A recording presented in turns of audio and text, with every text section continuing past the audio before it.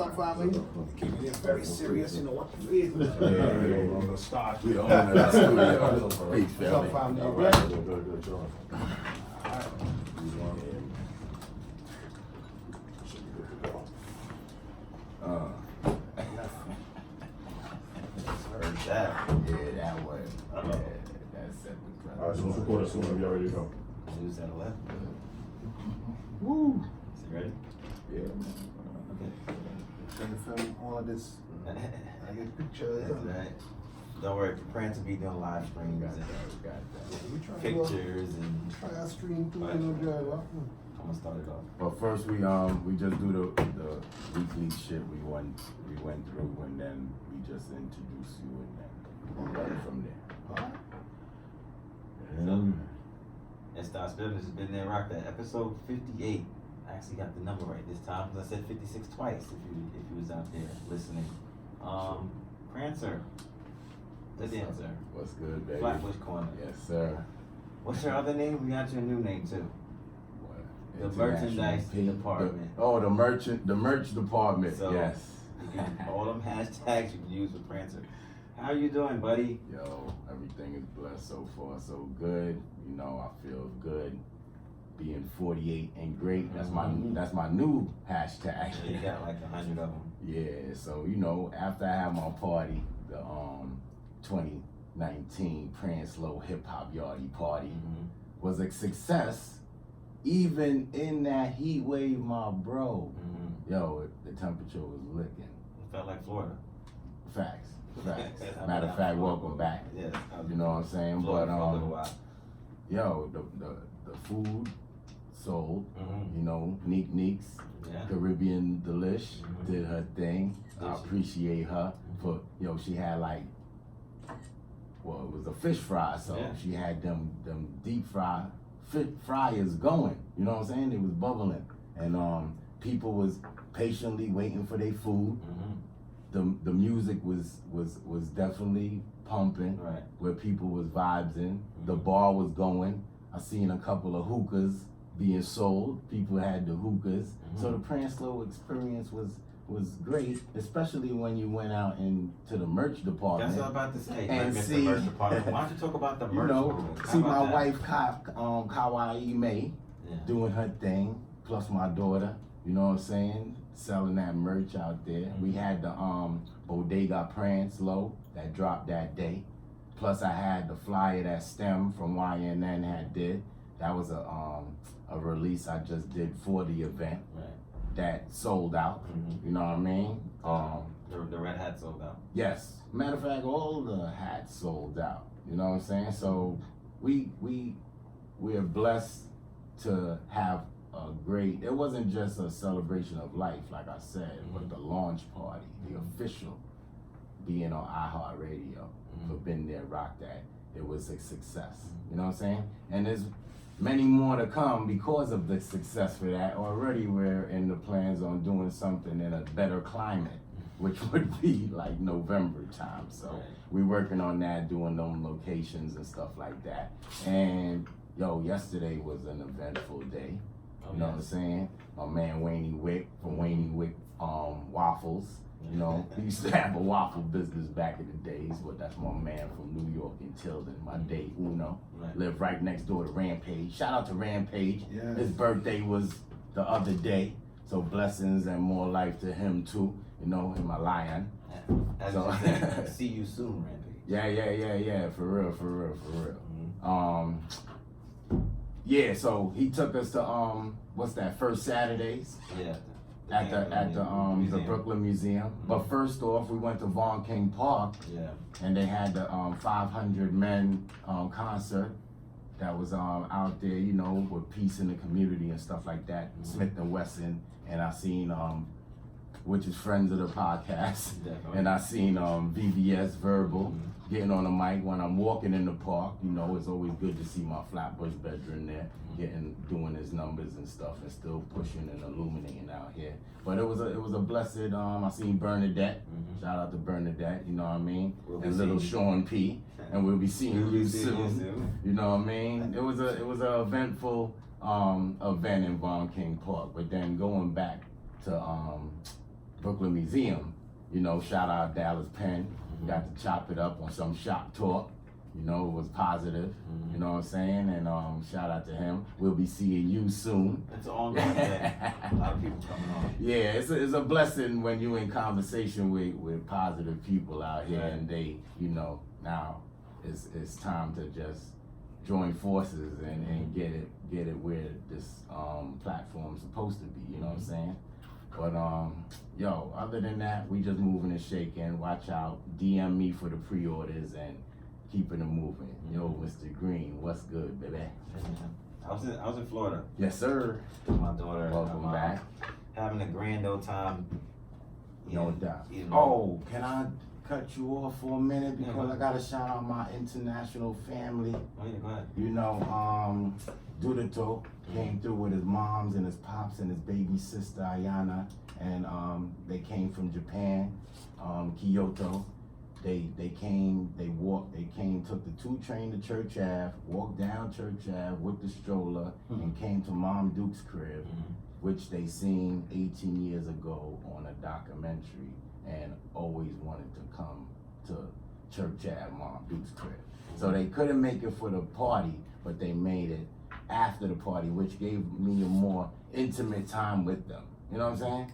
And it wasn't like a dancing thing, like we had to go in the studio and dance and do routines and all that. Nah, it was a fun family thing. Like my family and his family got to link up. We went to Split Splash. That was, you know what I'm saying? That was dope.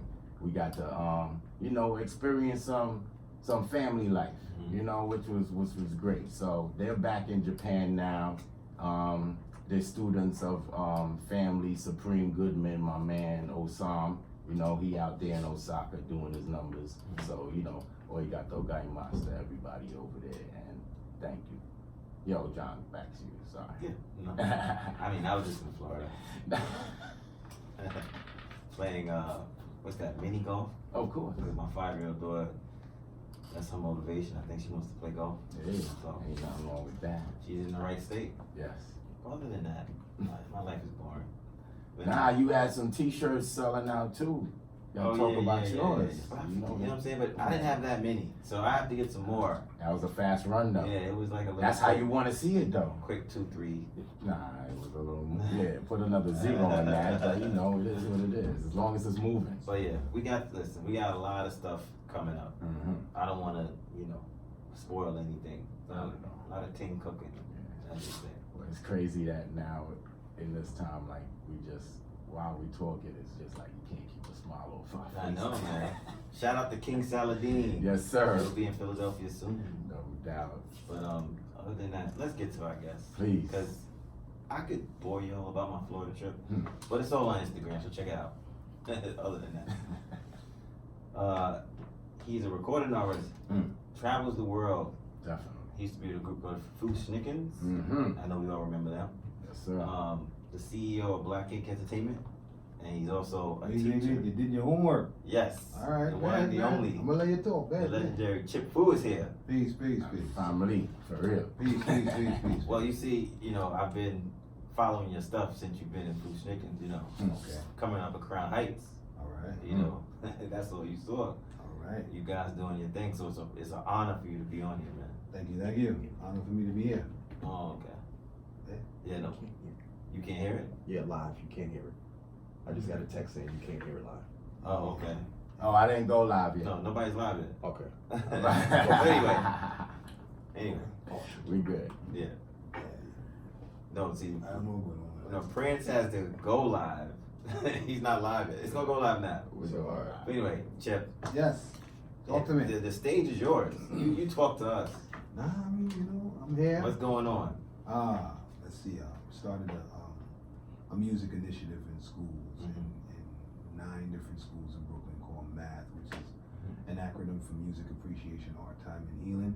I figured that that's one thing that they removed from schools that helped me in school. You know what I'm saying? I was one of those kids. Yeah, I was one of those kids.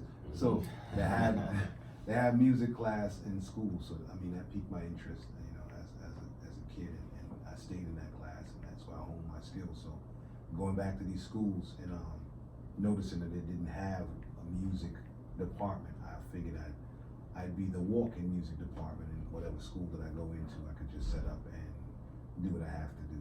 So I'm glad that things are moving that way. I'm glad that the Department of Education has given me that platform, and now it's in colleges.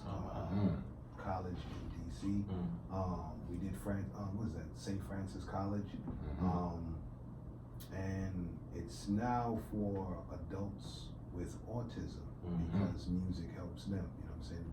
We have adults with autism that are trying to transition to get back into the workforce or whatever. So we sit down with them and we use music as the backdrop and help them to, relieve their stresses or whatever. But it works. So yeah, I just showed them I was a smart boy. Right. So let me tell you. So let me ask you. So when so now they see you. There's people that see you as a teacher. When they see what you were before, does that kind of bug them out? Like, oh, teacher, wow. No, I mean it's funny because to be in that position, it's in a position you're still in a position to teach. Right. You're in front of a classroom, and then you're standing in front of kids who believe they have skills, right? And so I would say, well, let me hear the songs that you're writing, and then they say what they're saying. I say, well, now you should change it like this, and they're like, nah, you don't know what you're talking about. I say, all right, here's what I'm gonna do. I'm gonna turn on this beat. I'm gonna give you 15 minutes to just go, and they'll get on the mic and they'll go. And I'm like, nah, that ain't good. And they're like, well, nah, I'll get on there and I'll get them licks. And it's a beautiful thing to see them pause and be like, wow.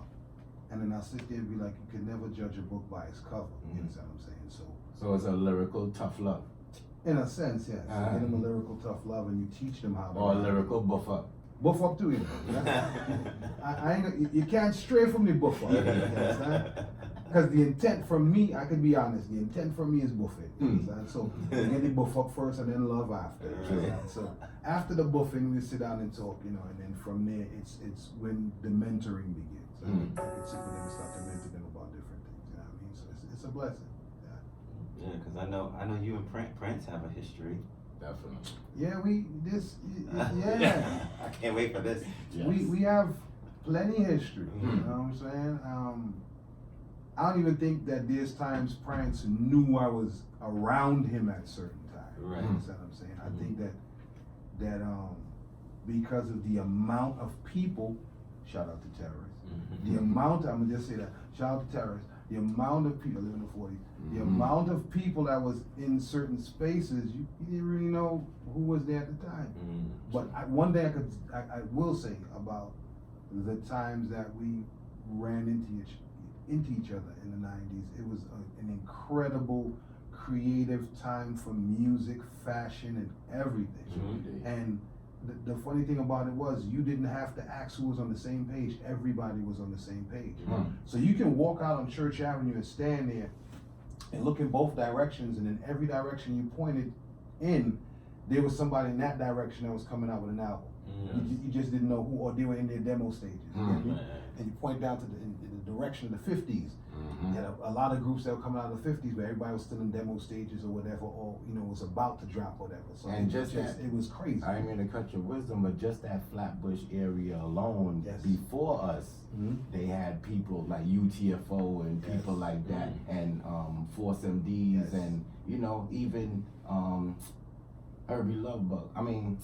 Howie T. As a producer, we had all these elements in our area to give us incentive to go be like, nah, if they could do it, I definitely could do it. So all these blocks, after being break dancers, they start going into their books and writing like he's saying, man. And amazing groups came out of that, and like they some still trying. You know what I mean? To get with that just due that they deserve out here. You already know. You know what I'm saying? And you a man that always keep it fresh for them. You know what I mean? Like, thank you. Yo, anytime you hit the stage, is you illuminate that stage. I appreciate that. But yo, all phones go up and he just give that presence that's needed like that. And like us as West Indians, we know something Calypsonians or whatever when they grace the stage. you feel that, you know, it raise your pores. Right. Like that's what my bedroom been doing since from in 50s by Linden Boulevard. He been, his name rang bells before you even knew the face. Right. You know what I'm saying? And then like pre-interview, we was chopping it up about some story that shocked my mind. That, Yeah, I'm gonna you tell gotta you. get into that one. Yo, see, here's the thing. There was so many competitions in Manhattan, and they had the Amanda Shear event first. Amanda Shear used to do this event called Car Wash. Shout out. I think that's where I first bumped into the whole crew because my cousin Jules was part of the collective. Shout out. So we all bumped into each other and then we just started talking like, Right. oh, when we doing this, we dances, blah, blah, blah. So that's the first time everybody saw the group. We went on stage with the Chinese garb and everybody's like, yo, Nice. who these people? You know what I'm saying? We went on there and we was throwing packets of duck sauce in the crowd and Yes. fried rice. And then that was basically about getting people's attention. Right. And then when the music started and man started going in, people were like, yo, nah, these dudes are different. They serious hold about on. their craft. I ain't mean to cut you off, but literally the fried rice in the white containers, handing them out with the Just duck handing them out, sauce. duck sauce and Yeah, everything, handing like, them out. but that's what I'm saying. Presentation. Right. Yeah. As a group, you needed that at that time At to that set you different from all the masses that was coming out, It was and you crazy. knew that was before you. You had to set your own Yes. different, Yes. but the dudes behind you, you know they coming, so you gotta set yourself different from them too. So go on, my Yeah, yo. we throwing duck sauce and all sorts of stuff in the crowd, and then we just used to start, and then it became a collective where we knew Shiggy Low, knew them. Then there was Fushnikins. Then there was like 3 other groups that were trying to come out of Flatbush at the time. I want to say it was the Cellar Dwellers at the time too. No doubt, no You know what doubt, I'm saying? definitely. And a few other people. But you just had this massive collective in every club that we went to. If you knew Brooklyn was in the house because half of Brooklyn was there representing whatever groups was on the stage. You get me? So that movement was a beautiful movement. But there was this one time I went to Wetlands and it was too many low heads inside there. And the thing about it is everybody that got on stage was getting beat up, like literally getting beat up. It was a hip hop versus reggae night, and Jamal Ski was the one that was hosting the show. So I went and I signed my name for the hip hop and the reggae, and he was like, "Well, we don't have nobody that can do hip hop and reggae." I was like, "Trust me, I'm gonna go on stage and I'm gonna do hip hop and reggae." And he was like, "Yo, you know, if you win both, what's gonna happen?" I was like, "Yo, I'm just gonna win both. I'm not looking for that. I just want people to know who I am." Right. So I'm seeing everybody get on stage and they just getting beat out of their clothes, like literally. I remember the dude that was before me, like he had on a black hoodie and he had on a black cap, and he came on stage and he was like, "Yo, what up?" So everybody was looking at him like, "What is this?" So he started rhyming, and Prance was sitting on top of the speaker looking, and he was like, so whoever was standing in the front, they snatched dude, I ain't see him no more.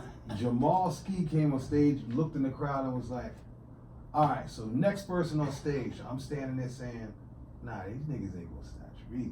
I said, all right, so how am I gonna do this? I said, I'm gonna put dude name in my rhyme. So I was rhyming, and I said, Francis, lyrically wise. So he stopped and he looked at me, so he didn't have time to signal nobody in the crowd. Right. He'd be like, yo, grab dude up.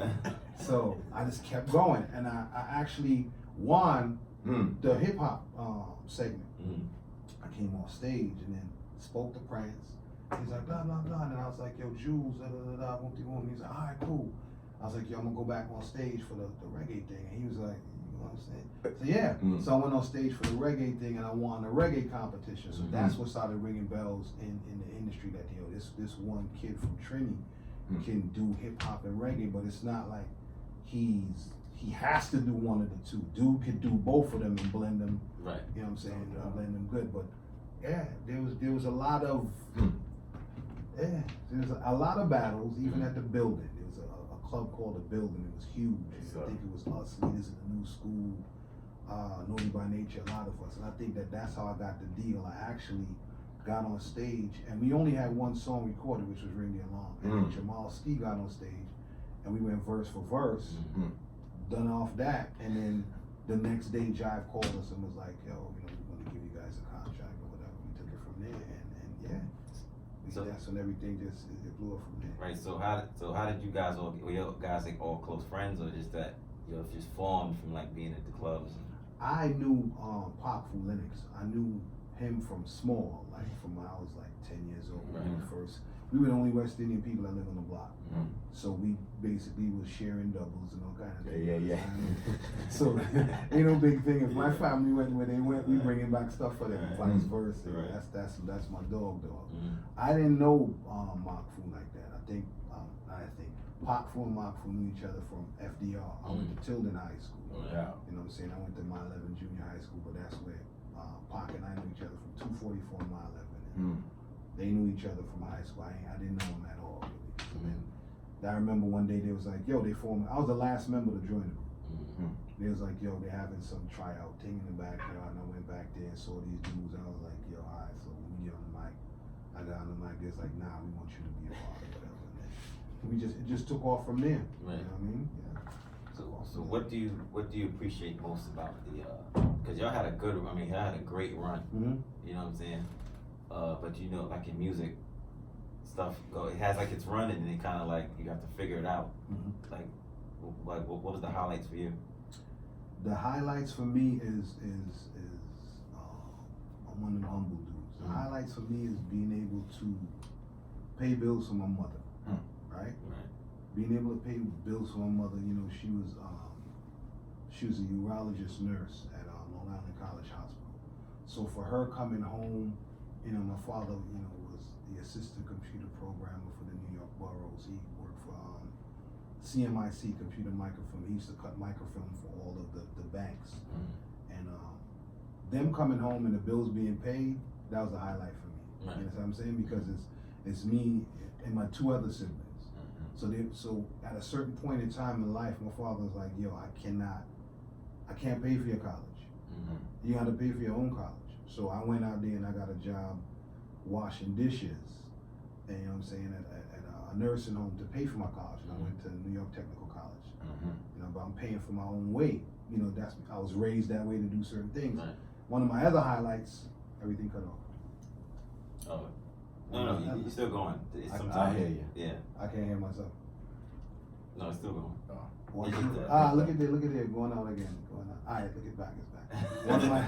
One of my other highlights is my dad was like, listen, your sister need to go to college. And I was able to help my sister go to college. Nice. That's my second highlight. Third highlight is, I have four. Third highlight was when I was at the Apollo and my mom was in the crowd and she was crying. You know, because she used to watch the show. You know what I'm saying? So she's in the crowd crying, so I was able to stand on stage and say, shine a light on her. Yeah, that'd be a good feeling for a tree. You know what I'm saying? Because Apollo was big back home. It's big home. So you getting the rubby oak and all of that, they like, oh boy, he make it, he reach. Look, reach it. Man, reach it, I rub it oak. So when I walked out on stage and I rubbed the oak, the only person you hear is my mom. Roger! And I was like, yeah, so I'm like, all right, so the crowd is like, yeah, who's this person? My mother's in the back. That's awesome.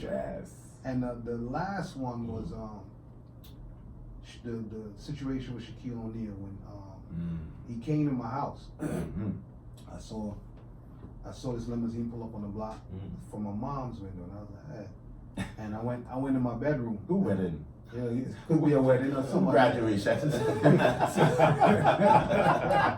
promised it? Somebody promised some shit. Somebody promised it. So I was just like, it could be, you know that. Right. So I was sitting in my bedroom on the floor, and I saw my brother was standing at the top of the steps, and he looked down the steps, and he was just like, yo, who this nigga?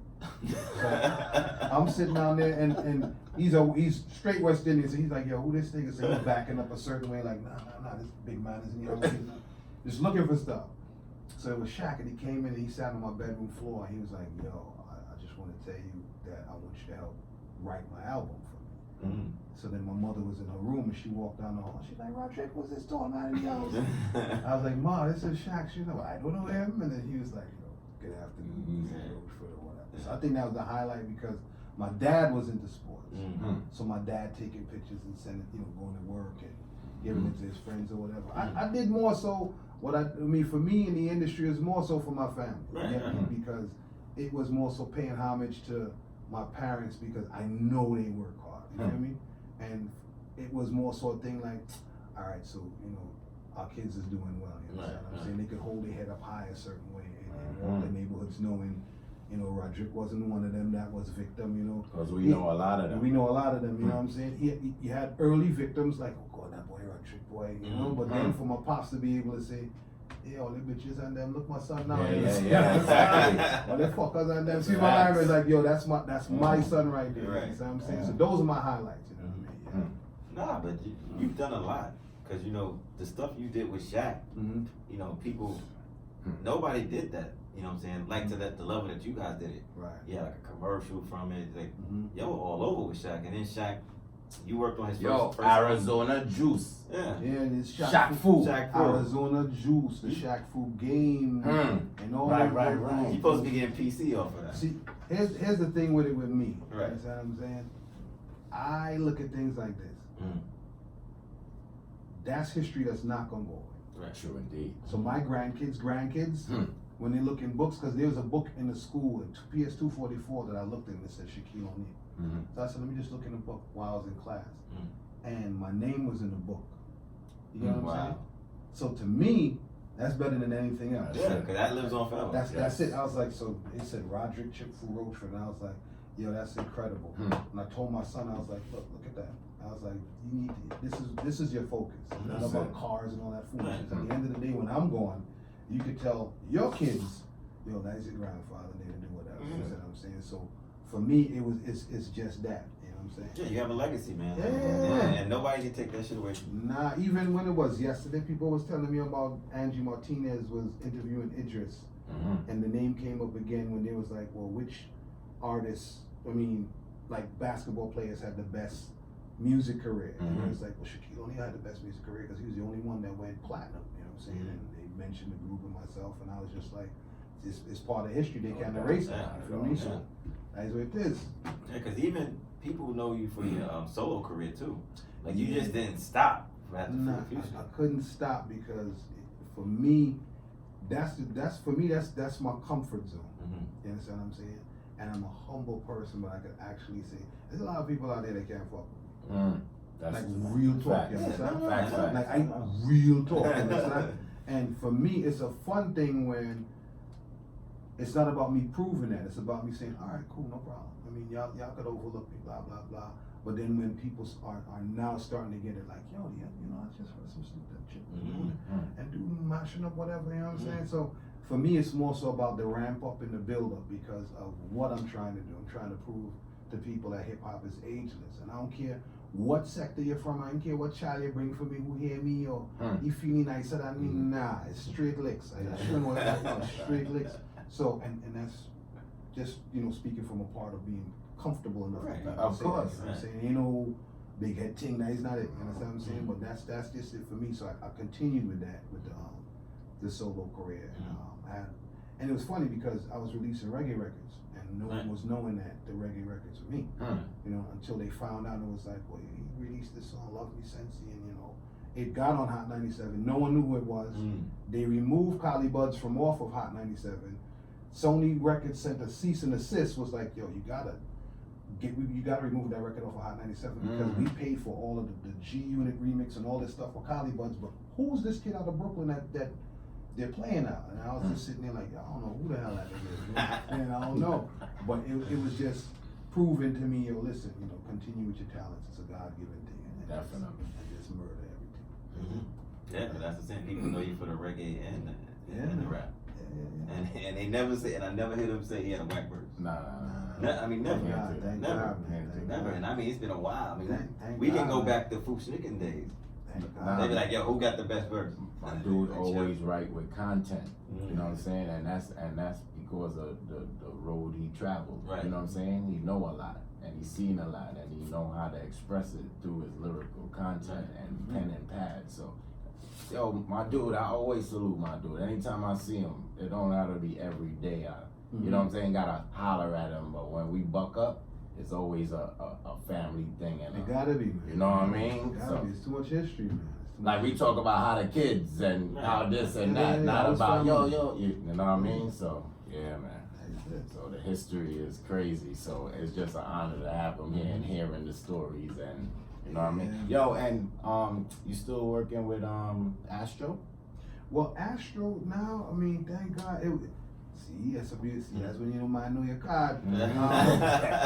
They brought me in to teach Astro how to perform. Mm-hmm. Because his step pops is my cousin Colin. No doubt. Got me married his mom, so whatever. Right. So Colin was like, "Y'all got the best person to teach you how to perform." So Mhm.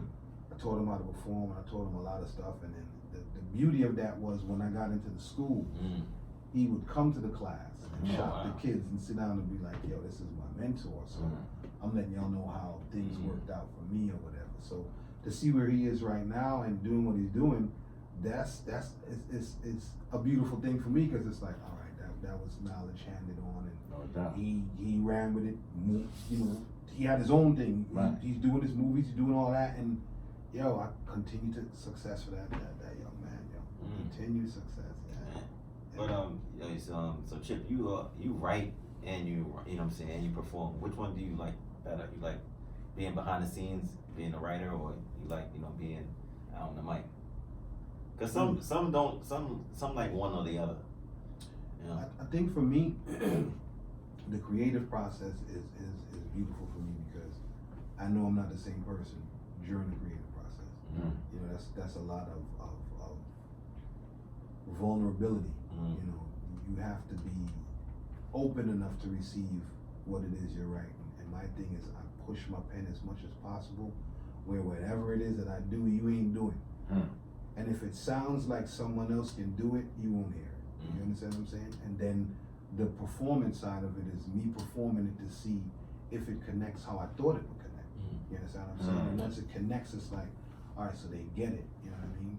And I can't really separate the two. Right. You know what I'm saying? Even if I record a song, I'm listening to the song for the longest, and then when I play it, like I'll play a song for my wife. I'm married.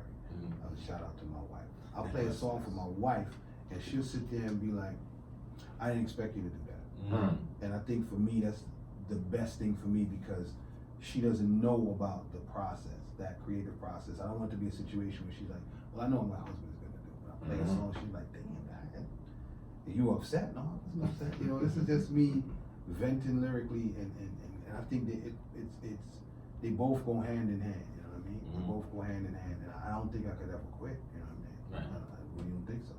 That's really my I don't think you need to quit. No, I won't. You know what I'm saying? Yeah. They need you. Yeah. And stuff like, what do you think about the hip hop scene right about now? The hip hop scene right now, I am not mad at the hip hop scene right now, because they were bitten by the bug like we were. I just think that it's two different times. I think it's easier for them now. Right? I think the reason why we may act a particular way is because of what we've been through in order to see success from what we did. We didn't have internet. We weren't able to level the playing fields between the majors and the independents and nothing like that. We had to go. We wrote, right? We went and practiced. We went on stage. We battled. We got in ciphers, and you get buff up. You go home. You come back. And the difference is now it's like, if something happened back then, if something happened on a Tuesday, you're not hearing about it unless that person that was there that Tuesday came and told everybody in Brooklyn what happened on Tuesday. Sure. Now, if it happens, you automatically know what happened. You understand what I'm saying? That's why certain people are afraid to do certain things, because if they mess up, the world knows they mess up. We were bred a different way where, I don't care if I mess up. You can get me in a cipher or whatever, but I'm not gonna stop. So going back to the new generation, I'm not mad at them. I understand where the hunger comes from, but it's accountability too. You can't just do 10 records that sound the same. And for us, you gotta think about it. Coming out in the time that we came out, you had a slew of groups that came out and no one sounded like them. Right? Yeah. No one. And you could just list them off. That's one thing that we live by. Like, Yo, when Shiki came out, you understood that Foosh niggas couldn't dance a lick, you understand? But you know if he was performing with them, that's energy right there. And they had lyrics. So my thing was, listen, I'm gonna hold my corner because, you know, when them boy and them started dancing, and understanding that it's a spiritual thing. A lot of people don't know that. That's it. Everybody figures it's a thing that you learn this dance move from television and that's it. And half of the guys that were part of their tribe, I want to call it, it wasn't something that they learned. Because I'd see them go into circles and kick off left, and I'm like, yeah, I didn't even know dude could get down like that. But it wasn't something that he actually practiced. You get what I'm saying? And this is something that we know about our generation, where it's just like, yo, it was embedded in us a certain way. It wasn't something where we had to sit down and study, like, you have to study these 15 MCs and take a piece. We knew who our predecessors were. We knew that, yo, I could tell you, Big Daddy Kane, Cool G Rap, Slick Rick, or whatever. These kids would be like, well, my man sent me a tape and I want to sound like this. Right. We didn't want to sound like anybody. I wanted that when I told whoever it is that you know, push me, I'm like, yo, because of you, you know, I rhyme the way in which I rhyme. I remember telling that to Rakim, and he looked at me and was like, I don't see it. Right. Like, you're not gonna see it because I don't want you to know that you know what I mean, because you know now, you know what I'm saying? But for me with Rakim, it was like me understanding the God in him. The God in him. So from that, I wrote different, like, yo, okay, so this man didn't have to change his tone. He never cussed. But he was always him. Right. And you can't run up on Rakim to say, well, you know, he gonna get checked. You know what I'm saying? So that's the difference with this generation and that generation. I wish them all the luck, you know what I mean? That's it. Just be mindful of what you do. Yeah, and I think you touched on something important about the uniqueness Mhm. and individuality. I think it's even in fashion, you know. Yes. We wear polo and stuff like that. It's not a secret. Mhm. But you see how it used to be, I wanted to be unique to me, and then I think guys are like, I want to look like him. Right. And I think that's the problem. That's the big problem, because even with the low life movement, you had people battling because if you didn't have the right edition or something or whatever, it was a problem. Right. So that was work being put in at that time. You get me? Right. So that was work. Yeah, I don't want what he got. You understand? Because I know the next time we go to that club, dude will have, all right, so here's what I'm gonna do. We all gonna go to Macy's and man, checking out certain things. So that's the most expensive one. And however you got it, you got it. And I ain't talking. However you got it, you got it. Facts. You understand? And truthfully, yo, it was like, oh, you still wearing low? Now we on guests now. So now we on use. Now we got damage. Nah, you still wearing that. So we was always switching up and trying to be ahead of each other. So like he's saying, that's how I was in that industry alone. Exactly. For real. And it was the thing about it was, for them, I'm gonna say for them, when you saw them, you saw them. It didn't have to be low. Right. But it was synchronized in a way that was so dope that even if it was Feli, everybody had on Feli. That's it.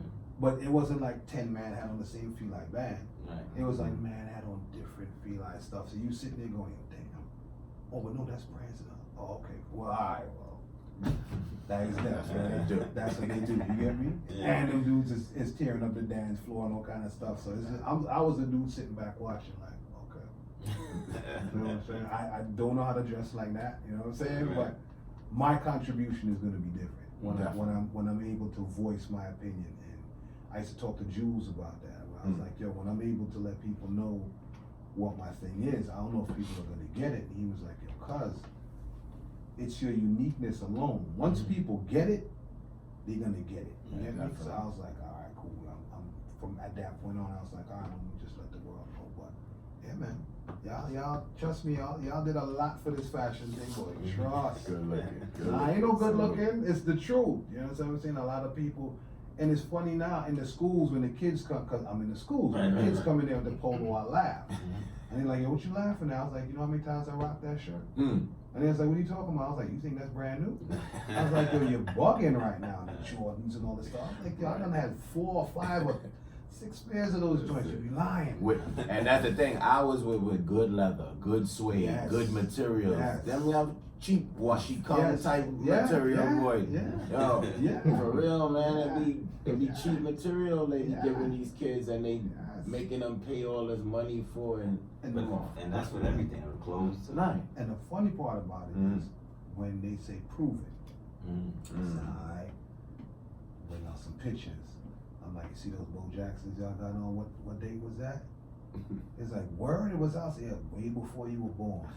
And I was like, see that date right there? Alright, let's. Hmm. And I rocked them again. When? That date right there. You know, the Air Force. Now they trying to rock the Air Force with the straps on it. I'm like, yo, come Right. on, you know why we're doing that? Mhm. I was like, look, what is Rockin' wearing right now? Hmm. The all white Air Force with the orange swoosh with this orange joint in the back. And it's like, it's been out for that long? I'm like, yeah, y'all bugging out right now. Yeah. That's it. But y'all need to do, I'm saying it like this, y'all need to do a curriculum Mhm. and get it into schools. Hmm. Because these kids believe they know about fashion, you understand what I'm saying? And I think my boy Sean is doing something with some sneaker thing. OSD, sure. Yeah, we're involved with that too. Alright, that's beautiful, man. That's beautiful. Big up. That's Yeah. why I smiled like, Yeah, that's we on it. That's another till tonight right here. That's No all doubt. boys. So, Salute to I just think that what you guys did for the culture is huge, and a lot of people just need to go on that. Sure did. Sure did. But like you said, people like Sean gives us the platforms to give us a space to do those vintage layouts and be a place where people could meet and greet and talk about what we've done in the era when it counted. You know what I'm saying? Because now it's all good. Everybody all flim flamming, looking fly. Everybody got a story to tell, but you need other people that have been current in them same times to co-sign your story that was so relevant. Yeah. And have platforms like us, like Been There, Rock That, for the new millennials to listen in and take heed to. You know what I'm saying? Because I know it's a lot of points that they ain't know about. And grown ass adults, they ain't know about with my bedroom and just us in this little conversation. So that's what we be trying to bring every episode. You know what I mean? I think that it's needed, man, because ain't nobody gonna talk about our history except for us. You know what I mean? We can't expect people to be like, well, this is something I know, and I'm gonna make sure everybody else know. I mean, it's your history. It is your history, and you have to make sure everybody know about your history. I mean, I know it. You get me? So, so it's not something that just saying that I don't know about. Right. I've been there and I saw it. I've been to the parties and seen the dancing, and people are just left. You get what I'm saying? I'm sitting there going, wow. I've been there when certain artists used to come there, and I'm laughing like, yo, I saw that artist there watching the man and them dance, blah, blah, blah. And then you go see the video, and the man and them busting the same dance moves in their video. You get me? So I'm the dude sitting there going, yo, but I was there last week at the building when dude was there, or when certain big artists would come down, they looking for dancers. They knew exactly where to go. They knew exactly where to go to see the dance moves. You feel me? And would stand up there and watch, or be like, yo, I'm gonna take those four, and then you'd see your peoples in those videos or whatever. We sitting at home going, of course we knew you had to take them. We know who was creating whatever at the time. You collaborated with tons of artists. What's your favorite collaboration? Because I saw you working on with Busta recently. I know you can't talk about it, but Stop laughing. Well, you see, you got me jacked up. Next question. How can I answer that? I think that was just he and I, because we know each other from high school. Right. And we actually know each other from the bush. You know what I'm saying? So, but we didn't know, we didn't know that he was him and I was who I was. Right. And we started putting things together like, that was you? And I'm like, yeah, I was the dude on 43rd over there with Colin and them, blah, blah. Yeah. You know? One of my,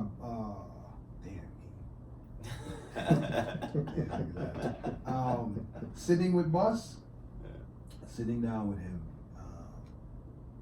just the energy in that room alone was incredible. I think it's something that everybody needs to hear. I think it's something that a lot of people have been waiting for. And I think that when it does happen, it's gonna mash up the industry. Mm. And that's all I'm gonna say about that. Right. And but there's been a lot of other. I did a song with Snow.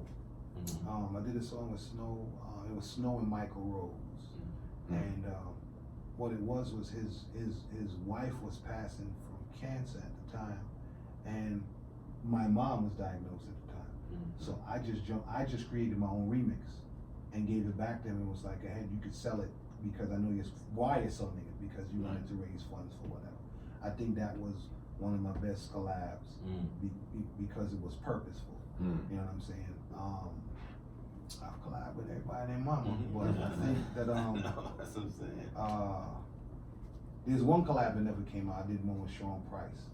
Mm. I sung a chorus for him called Salute, a reggae chorus. He came to me because Ready for War off the Pete Rock album. That was the first time anybody really heard me sing like on some reggae stuff. Right. He was like, yo, that's my favorite joint. You gotta give me one. He sent me the beat. I sung a song called Salute for him. It was crazy. Mm. But I don't know what happened. He never used it. But I think for me, collaborating with people is basically my way of boxing. You know what I'm saying? Because I'm like, all right, well, they finally put us in the ring in the arena. Let's actually do what we gotta do. Mm-hmm. And I like the fact that people don't think that. I mean, people would give me the underdog stamp, and that's cool because I already know what I'm gonna have to do. You understand what I'm saying? And I'm prepped for that. You know what I'm saying? So when certain man catch what they had to catch, you understand? it ain't an easy thing for them to swallow. Right. Mm. You get what I'm saying? Because it's the underdog stamp. It's like, well, I didn't even know that man. And for me, it's just a verbal joust. But every collaboration that I've ever did, I've enjoyed it. I've learned from it. Those things live on when I'm no longer here, which is a beautiful thing. And when you type in the name and you look at all the collabs and you listen to them, none of them sound alike. Mm-hmm. You understand what I'm saying? None of them sound alike, and I want to just pride myself on that and continuously keep going. And I like the fact that the young guys are calling me now to do collabs. The young kids that's just like, yo, that are signed, calling me like, yo, I got this record. I'm like, you sure you want to do that? Like, yeah, let's get it. I'm like, all right, Say you no know what I mean? more. Say no more. You know what I mean? And I'll come to the session, and then there's some people that I'll sit with and be like, nah, you can't get on there with me with that. Mm. No, in all honesty. Yeah. They need that. You have to do Right, that. they have to do that. Nah, you need that. I'm That's like, needed. listen, out of respect for the situation, Right. I can take your money and go and do what I have to do. You understand what I'm saying? But it's not you can't get on no record with me doing that. Cause here what's going on. This is what I'm doing. I'm like, no.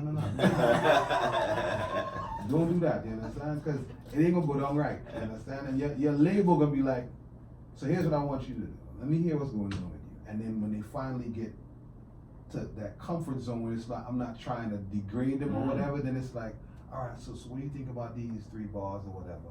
Yeah, use these 3, but you see the rest of that, that'll go. You gotta Scratch that. You gotta scratch that for real. You understand? But then, instead of turning into a collab, it would turn into like a clinic. Yeah, it turns into a clinic. Yeah. And so it's a beautiful so thing. they still get their money worth because you sharpening up their skills. And I had to let them know, listen, if you survive this collab, it's gonna teach. In all sense of the word. If you survive it, meaning the clinical part of it and understanding that there's no such thing as ego, that's easing God out. You get me? Yeah. So we're gonna sit there as men and be like, no, you cannot do that, because at the end of the day, somebody's gonna be like, yo, Rod, you should have told that young man. You understand? You shouldn't have did that. That was an easy thing for you. And I don't want people to look at me like that. I'd rather them say, well, that's not like a record. Like, yeah, they went in there and made a record. You feel me? So yeah, that's the thing with that. Yeah. Listen, but I know you saying that it's underdog stuff, but I know people that know lyrics.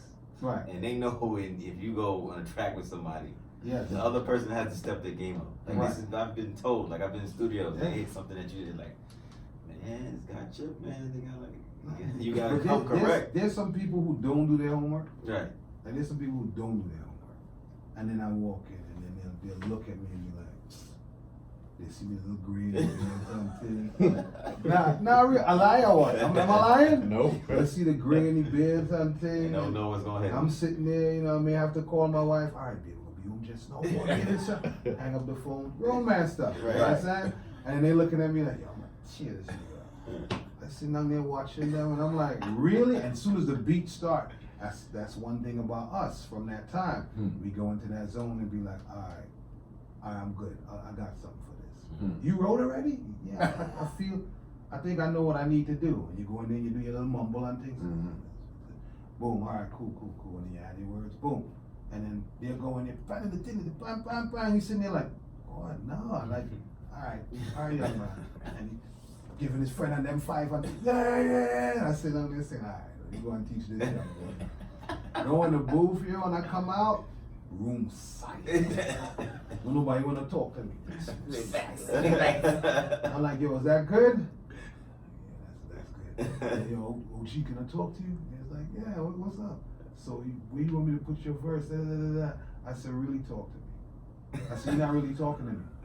I said, you're making up convo right now because you don't know what to talk to me about. Talk to me. Talk to me as a man. How do you feel right now? You know what I'm saying? What does your heart tell you right now? Yo, that you really fucked me up on that verse. Okay, so as men, let's sit down. Play that room because they ain't doing nothing for you. They ain't doing nothing for you at all. Because if they was your men, they'd have did homework for you and let you know what's going on. Hey, that nigga's gotta go. And we'll sit there, I'll sit there with young boy for 2 hours and we'll make sure it's a song. Let me hear the chorus. That chorus is strong enough. Let me sing behind the chorus. Bam. You hear yourself now? Do you know how to stack your vocals? Nah, say the low part of this part right here. And then when the song is finished and he hears himself, it's like, oh, damn. I didn't even know I could sound like that. Because A&Rs are not doing that. We are used to being A&R like, yo, come on. You know what I'm saying? Right. And A&R being there like, nah, I don't think so. Or you know what I'm saying? Or you'll have some of your boys that'll sit there and be like, yo, nah, that nigga eat me up, bro. I'm like, word, you eating me up? All right, well, everybody had to go now. That's it, boy, eating me up. Let me come back with something else different, you know what I'm saying? And I pride myself in that, you know, I'd rather leave knowing that I'm able to give them something. I'd rather when you hear my name, it's like, yo, I like that dude because he did this for me. Not he took this from me. He did this for me. You know what I mean? So, yeah. Yeah, because you know, it's too many yes men out there anyway. Yeah. Instead of somebody saying, yo, nah, you gotta run that back. That's, you know what I'm saying? Nah, we weren't brought up like that, man. It was a time when, I remember we did this song called Check It Out for the Fushnikin Table.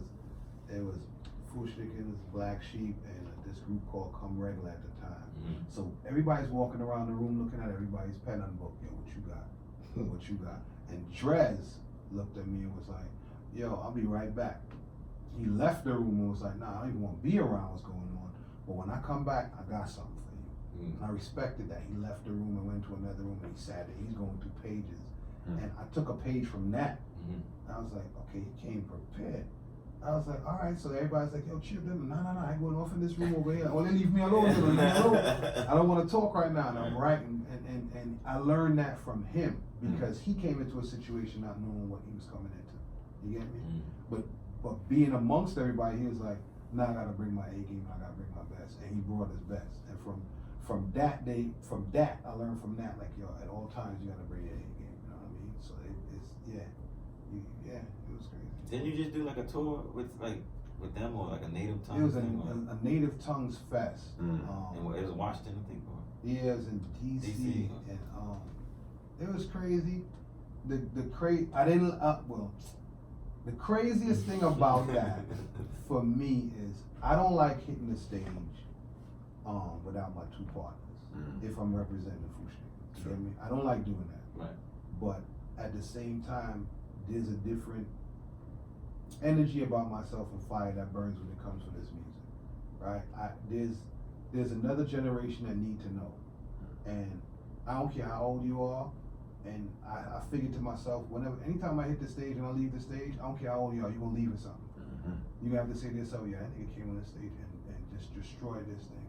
And a lot of people don't know that side of me. You understand what I'm saying? They normally see the three. So I think that day for me, it was my son's birthday, and my son is an artist also. Oh, you understand what I'm saying? Okay. My son is an artist too, and he's wicked. He was out there, and he was performing for his birthday also.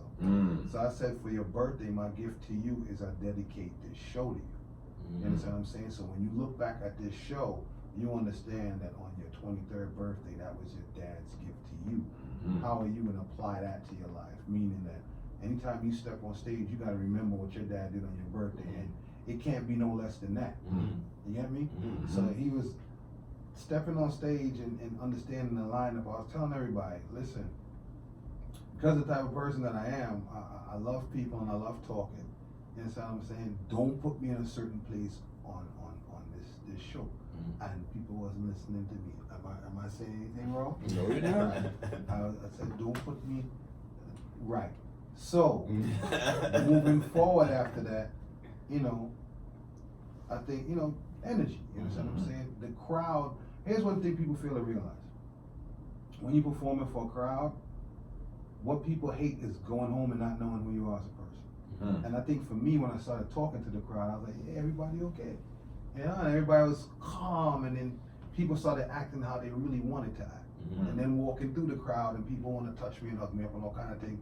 They don't get that.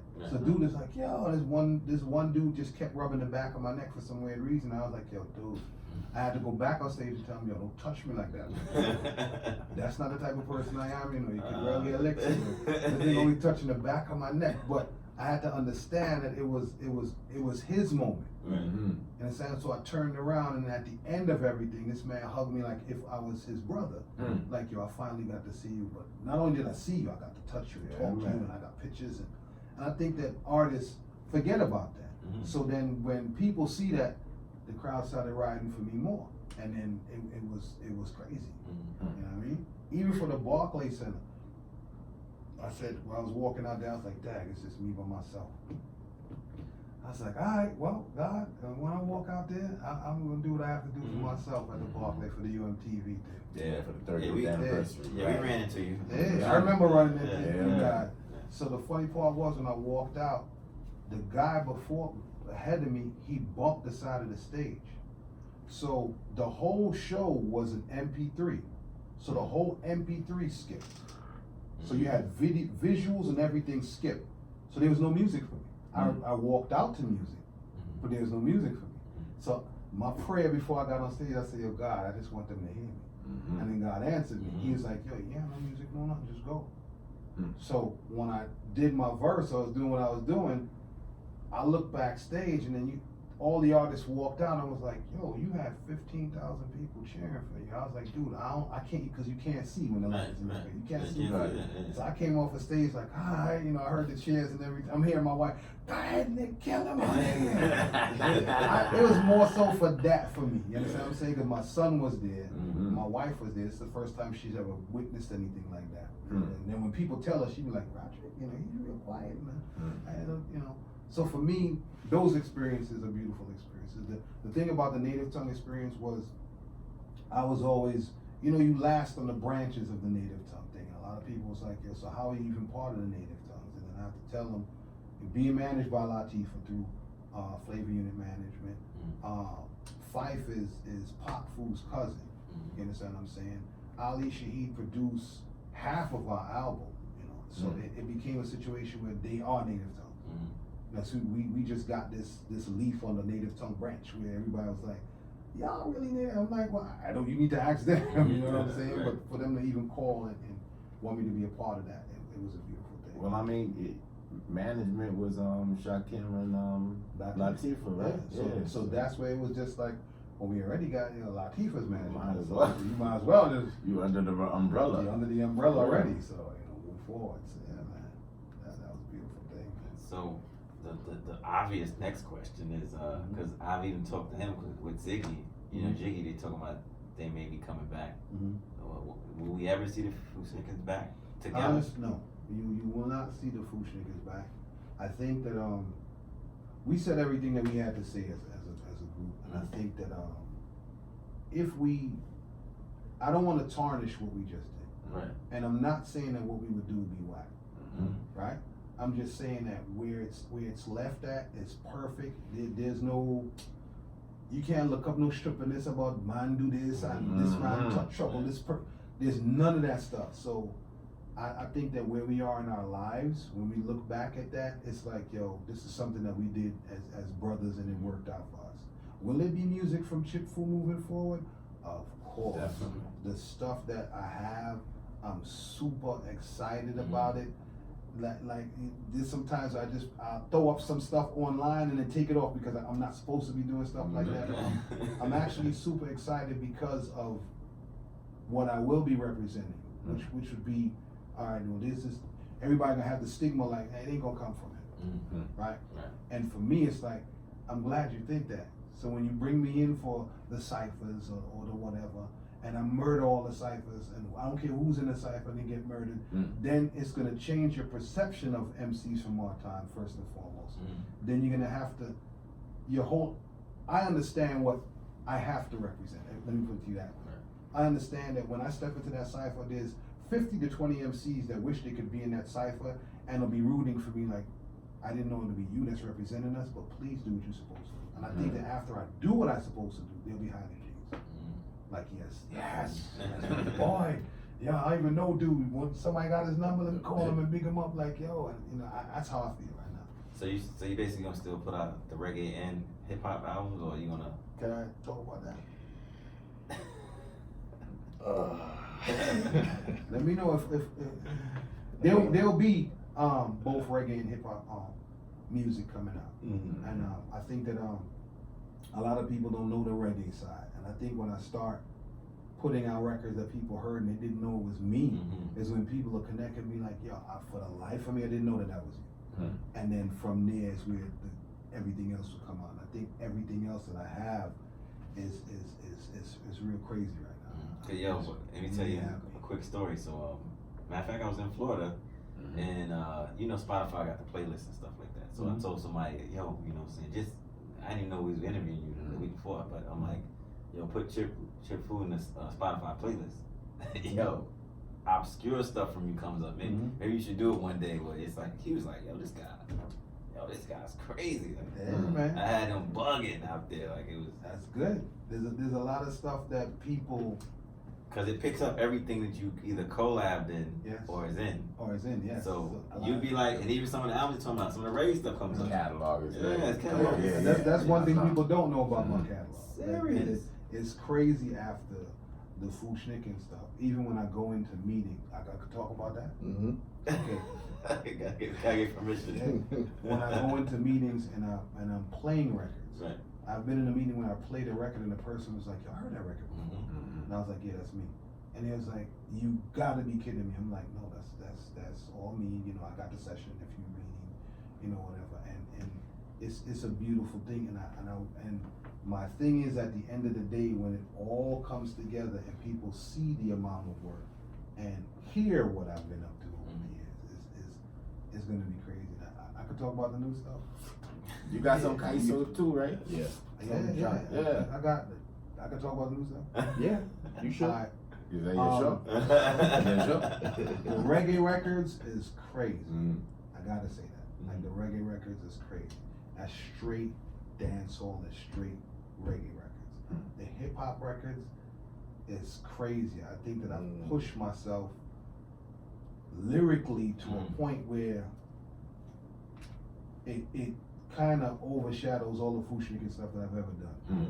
Because it's more so me now. You're getting 3 verses of me, and you actually would hear my personality. And in those records, you didn't know what type of person I was until you had a conversation with me.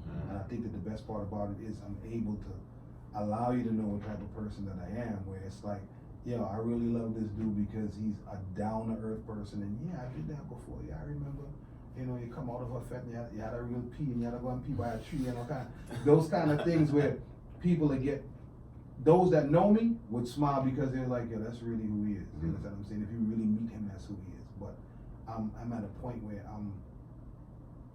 I love what's happening. I love the energy. I love all the labels that's reaching out. Because they don't do that for a person our age, you know? I love all the labels that's reaching out and that are coming to hear what's going on. I love the reaction. I love the talks. And that's just me saying that anybody else that's from our era that believe that they don't no longer have it, it's what you say to yourself. You have to be accountable for what you say, right? And if you put those words in the atmosphere or whatever and it doesn't work for you, it's your fault. You get me? If this is something that you were brought up on, nobody can't tell me nothing about no hip hop, nothing. bugging. You know what I'm saying? Like break dance, all kind of thing, get face mash up from concrete, all kind of thing. So these kids out here who break dancing and all kind of hall and all kind of thing like that. I'm like, yo, dude, we was doing this on corners for change, all kind of thing. So for me, it's a different approach when I do anything. When you do anything that you love, Sure. you feel me? So, yeah, the narrative. I'm about to change some narratives, man.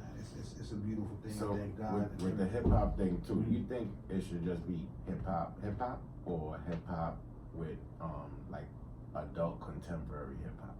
They have to make a new category Alright, for no doubt. for Talk adult about it. contemporary hip hop because they feel that. Listen, I still want to hear a Redman album. Mhm.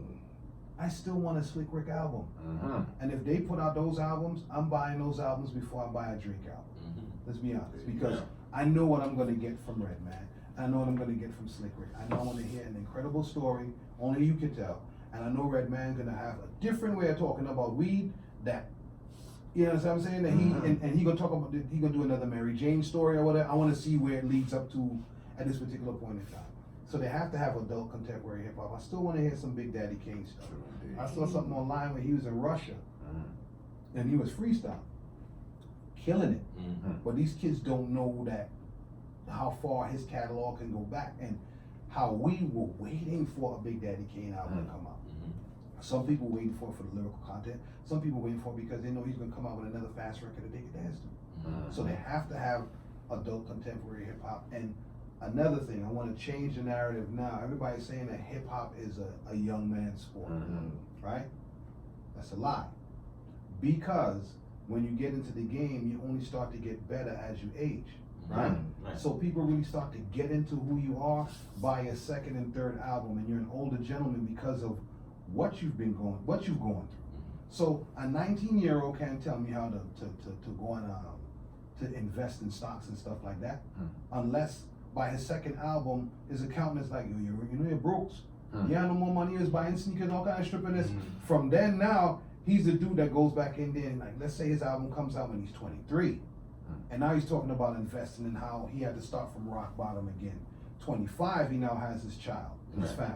So he's talking about what he needs to talk about us being accountable to our wives, blah, blah, blah, whatever. And his audience should be growing. Following with him. Following and him, growing right? with And him. growing with right. him. Like, okay, so he has, all right, so he's into real estate and so and so and so, and you keep growing. As the young man, you come into the industry with the energy. You grab the attention. So as you age, the music is better. We could bring Eminem in here right now. He gonna spit and kill all sorts of lyrics. How old is Eminem? He's in his 40 something. 40 something, yeah. All right, so but it's supposed to be a young man's sport, right? But he understood what he needs to do to keep his sword sharp or whatever, and he learned from his mistakes, and that's how it is. So I'm not gonna say it's a young man's sport. It's a sport where you have your time, and then you have to find your space within the time.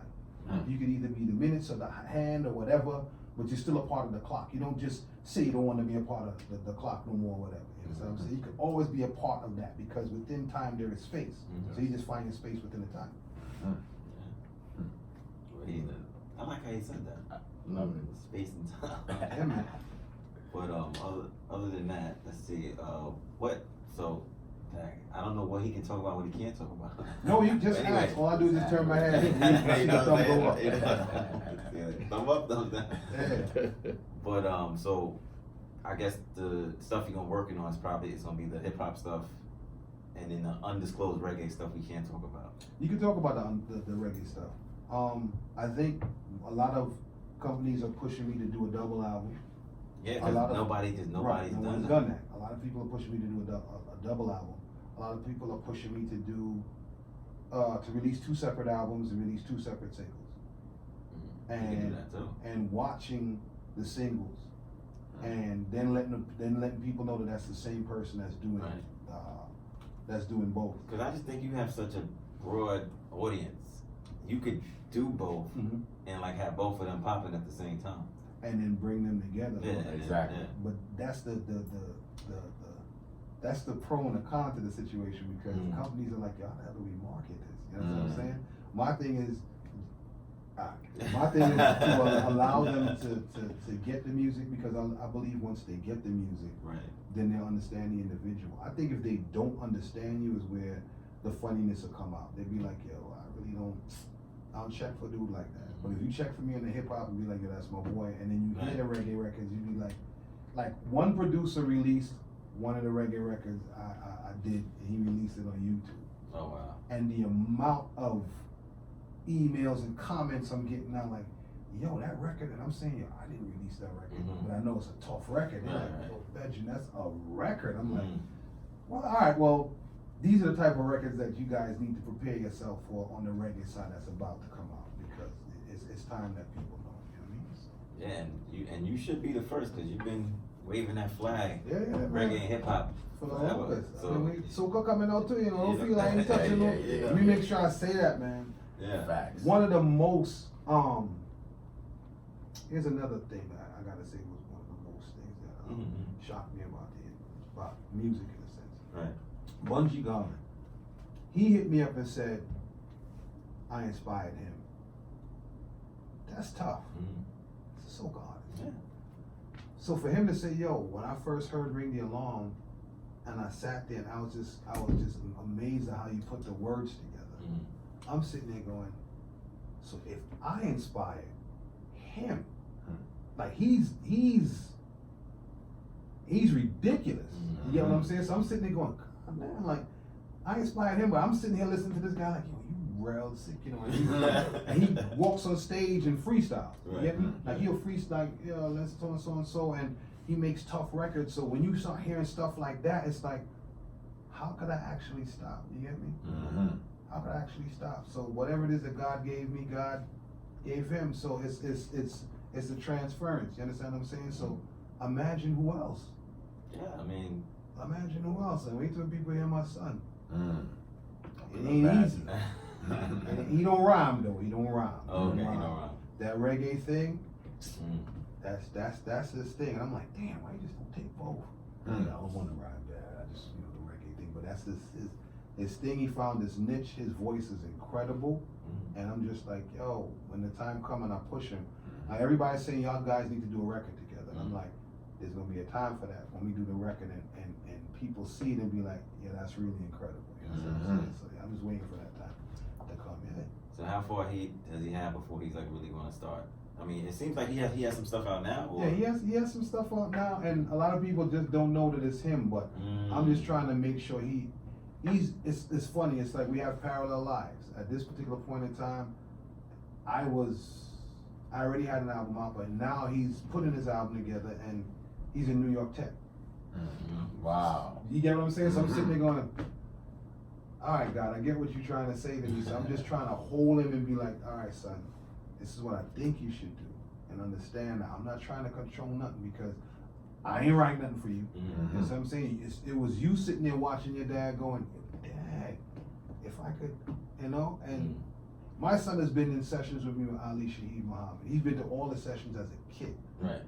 So it doesn't surprise me when he's doing music the way which he's doing music now, because he's been around everybody, not knowing who he's been around. You know what I'm saying? And not knowing what he's been absorbing. So I just can't wait for people to hear him and, you know. Yeah, but once he's in that room, and you said he's been in numerous times, and he has that energy, Yes. and it just connects him. You know what I'm saying? Sonically. Yeah. So he's crazy. you know what I'm saying? His instincts is better than somebody that's trying to just get into music. That's his, right. his followers. It's not forced. Yeah, invested. It's natural. It's in the DNA. So yeah, brother. natural progression. I give it to him. I give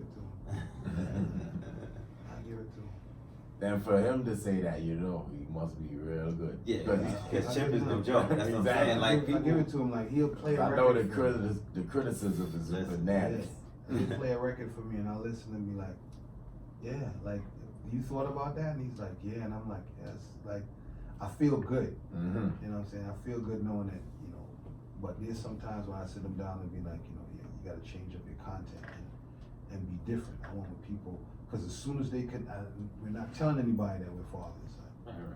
You know, I want when people connect it, or when we finally tell people, they're just like, I get it. Like, okay, cool. I don't want anybody forcing them to be like, yo, so you like your pops, so yo, that means, nah, you do what comes natural to you, or whatever, and grace as many stages as possible. I'm gonna be the dude in the back. I'm your biggest fan. Fact. You know, it's like you and your daughter, right? Mm-hmm. I'm gonna be your biggest fan. Nobody gotta see me. I'm your biggest fan. No you doubt. know what I'm saying? Nobody gotta know when you come off stage and I run up to you and I grab you and I kiss you on your forehead. You know what it is. This is me saying, yo, yeah, your ancestors is happy. I know your grandmother happy. I know your grandfather happy. They looking down on you like, oh my God, look, he's singing. Exactly. You know what I'm But saying? Chip, I think he respects that a lot from you. You know, even more because the way you're doing it, you're not doing it on your coattails. You're telling him, yo, you do your thing. Yeah, do your But thing. I'm gonna be there. I'm there. I'm there. But I want to see you do it. Exactly. I'm not posting up Yo, that kid- you're my son. I'm not doing none of that stuff. That's Kids all love that. You. You know what I'm saying? Kids. I mean, I have 4 kids. So That's what's up. you know, my son, my oldest son's 21, and he loves that when I'm not.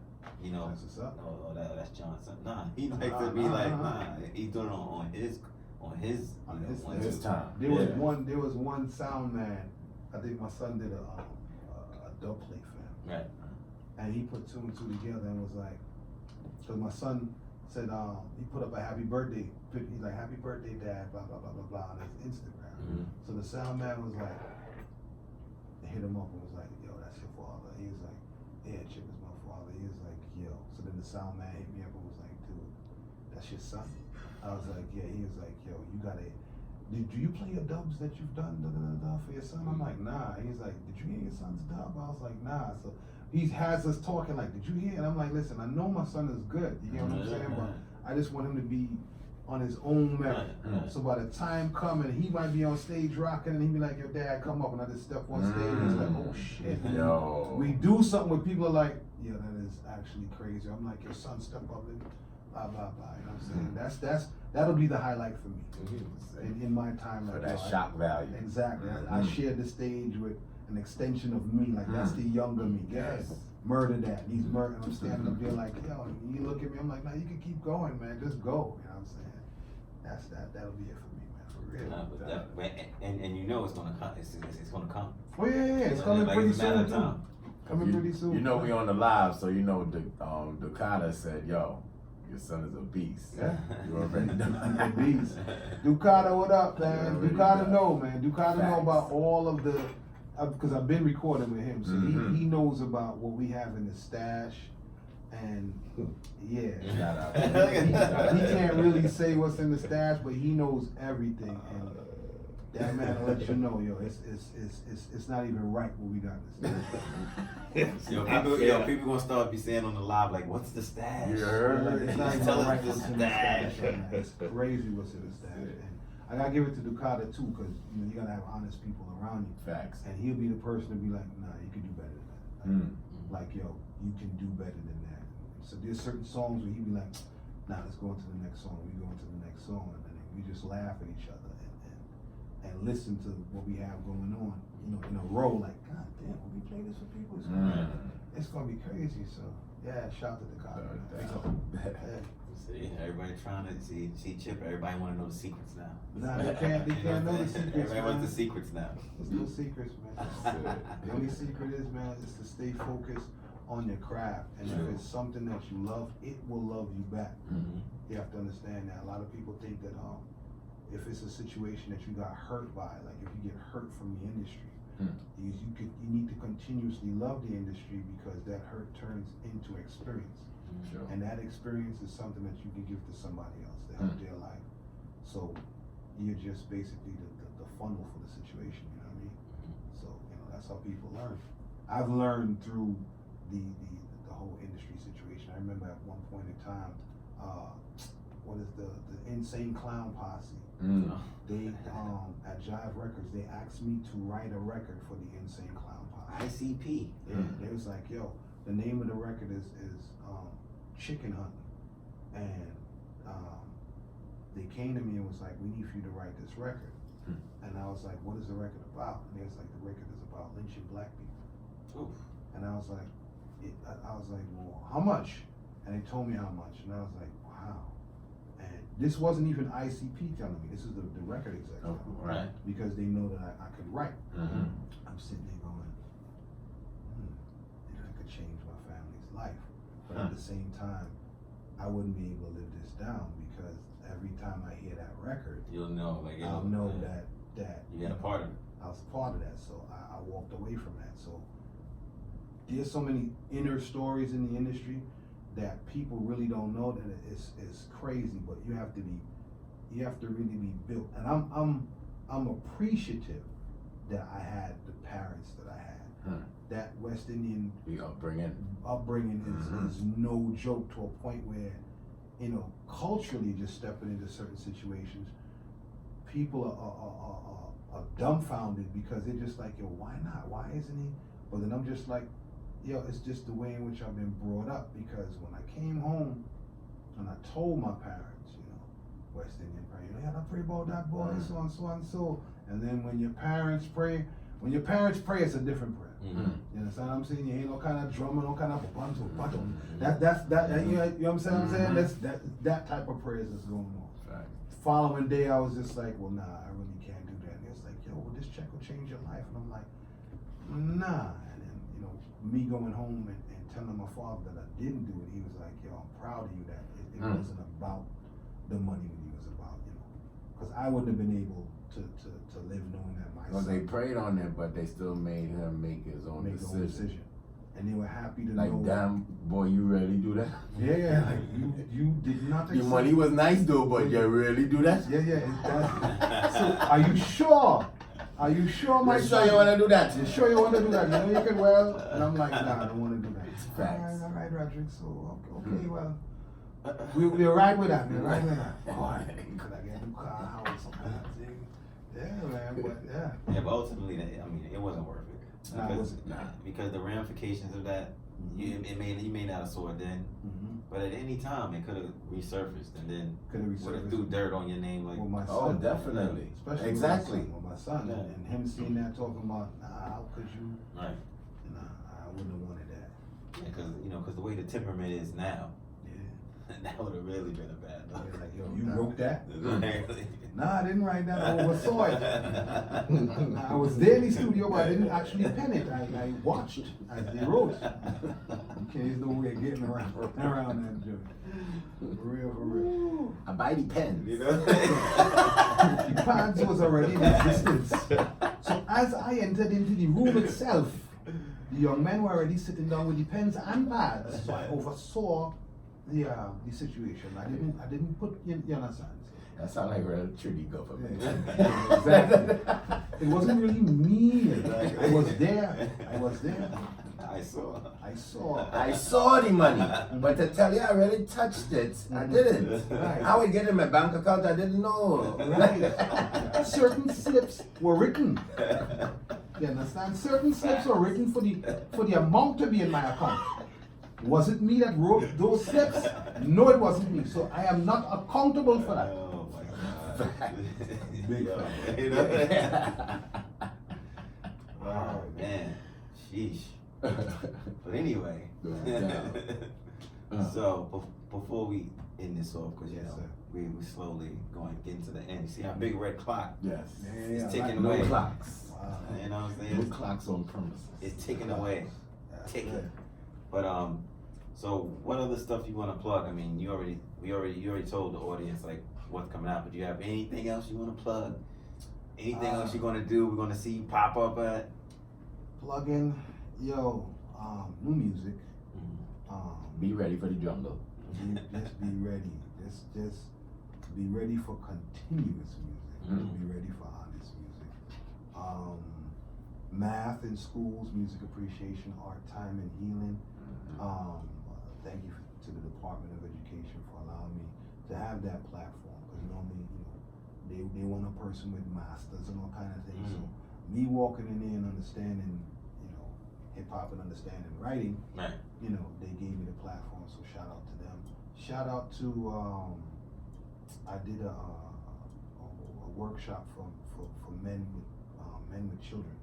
You understand what I'm saying? I like the avenues of where people are bringing me to sit down and talk to our men. A lot of our men are afraid to be vulnerable. You know what I'm saying? But we all we have. You know what I'm saying? So I'm glad that they're bringing me in, and I don't have a problem telling my brothers that I love them and I want the best for them. So I thank God for that. Life in general, thank God for that. Other than that, man, continued success to you, brothers. I'm glad that you finally have your platform, bro, because there's so much that you've done for hip hop and the culture itself that no one actually knows. And I think one day you need to have like a huge round table show with a lot of people that was actually there. Bring Moet up, bring Ant up. You understand what I'm saying? A lot of people don't know Ant from Lyricist Lounge. I was introduced to Ant from Lyricist Lounge from this guy here, Prancer, who became my dancer, who then after that went and set the Lyricist Lounge or whatever. So there's so many things that you've been a part of that people don't know, man. And I hope that whoever's listening understand the piece that he brought to hip hop. You understand what I'm saying? You gotta understand, dancing overseas, there's nobody really doing it. You understand what I'm saying? And teaching classes over there. I'm the guy that's sitting back saying, if you're able to do that, I'm able to teach math over there. So my first class is gonna be in Russia in October to teach Blessings. in 4 different places in Russia about music appreciation, art, time, and healing. And that's me taking a page out of his book. You understand what I'm saying? Because I know if I go there, I'm basically gonna see people that look like him that's dancing in polo and doing. Let's keep it real. Keep it 100, right? That's gonna be doing that. So for me, I was just like, yo, I'm glad that I grew up around people that were able to, that are still able to be a part of my life, not knowing that they are. You understand what I'm saying? So that was just an extension of you and me saying, well, this man could, he did in Japan doing, I'm gonna see. But being able to, I could honestly say to you to your face that, you know what I'm saying, I'm able to go to Russia and do this because, you know, the push, you understand what I'm saying? That's me saying, yo, Appreciate you, brother. Blessings. Yeah, Blessings. you need that platform. Thank you. Big Thank up, big you. up. So, Blessings. where can they find you online? Man, Instagram, you can go on Instagram at Chipfu. I'm on Instagram, Facebook at Chipfu, or for those that know me by my real name, Roderick Bushwood on Facebook or whatever. I don't do the Snapchat stuff, but yeah, that's where you can find me. Other than that, I'm there, and peace and blessings to everybody, man. And, Oh yeah, you have Twitter too. yeah, dude, I forget what I. Yeah, at Chipfu on Twitter. My bad. At Chipfu on Twitter, and to all you know, all those MCs out there, continue to push your pen, man, and all those creators out there, continue to be creative, man. Bless. No doubt. France. Yo. Flatbush Corner, where can they find you? Yeah, Prince Low, find me on the Church Ave corner, or representing the community at Downstate Hospital. But Prince Low 24/7 at IG, all day, every day. DM me about all that merch. I got hats coming in, I got the t-shirts coming in. I'm blessed and highly favored, and subscribe. Been there, rock that, peace and blessings. So when are we getting that Flatbush Corner t-shirt? In the works, I gotta get with my, graphic artists and stuff like that, but I got some other been there, rock that merch coming up. Cause I did on the t-shirt that, there's a Polo Parata t-shirt, and I put on the bottom of the hashtag, Flatbush Corner t-shirt coming soon. No doubt. So it's putting in the works. pressure on you, buddy. I see that. It's Putting the all pressure good. on. But anyway, you can find me, Pressure bust pipes or make diamonds. I'd rather diamonds. So we If gotta I can see. take it to gems, I guess I'm on you. There you go, see? Check coming. There you go. But you can find me on Instagram, Polo Parata. Double J Vintage is the store. We have, we have shirts, hats, bags, pins. We have the Pranslow brand. Contact Pranslow to get your size. We have Been There, Rock That. He is the merchandise department, so he deals with all of that. And I'm just telling you to go to him. No I doubt. will have a special edition t-shirt coming out June soon. Oh, happy birthday to one of our favorite listeners, Ghost. Oh, Yes. Feliz You're- Aniversario. Yes, definitely. So, we are finished for today. Thank you, Chip, for coming. Yes. No problem. Anytime they want me here, there, front line, all kind of things. Bless up. And como vos estás? This has been there, Rock That. See you next week. Ciao. 2 hours. Yeah, where's the bathroom, bro? Yeah. I like you. I have to pee and shoot there. There's the bathroom. Oh, man. Steph, you good? Yeah, I need the bathroom. Sorry.